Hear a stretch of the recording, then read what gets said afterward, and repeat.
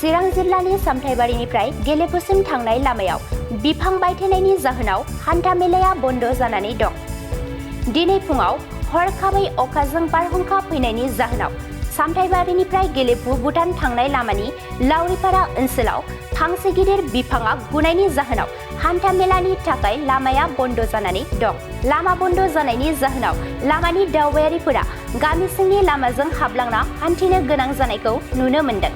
गामि सिंनि गेजेरजों थांनाय लामायाव थानाय गंसे गाज्रि हालोदनि दालांजों लामानि दावबायारिफोरनि गारि मटर बायदि बायदिफोरा बारलांनो गोनां जादों।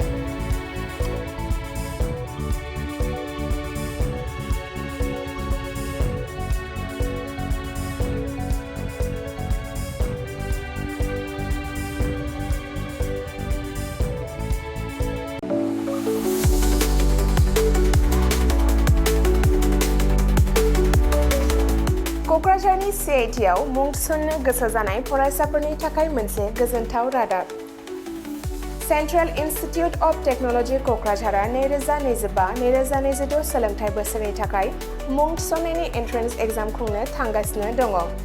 Diploma, BTech, MTech, bachelor and master of design आरो PhD नि थाखाय एन्ट्रेन्स एग्जाम खुंनाय जागोन। डिप्ल'मा प्रग्रामाव दङ CE, CSE, ECE, FPT, CAI आरो AMT। BTech प्रग्रामाव दङ CE, CSE, ECE, FET आरो IE। MTech प्रग्रामाव दङ WRH, CSE, FET आरो GET।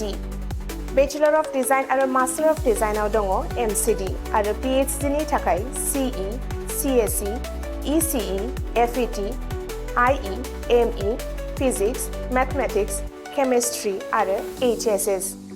बे समाव अनलाइन आर'जलाइ लानाया सोलिगासिनो दङ आरो बियो फैगौ 31 मेसिम थागोन।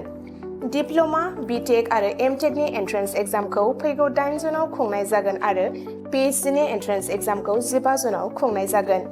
आबुङै मिथिनो थाखाय एडमिशन सेल CIT क'क्राझारनि मबाइल नम्बर 9365031406 आव सुलाद लानो हागोन एबा query2025@cit.ac.in आव इमेल खालामहरनो हागोन।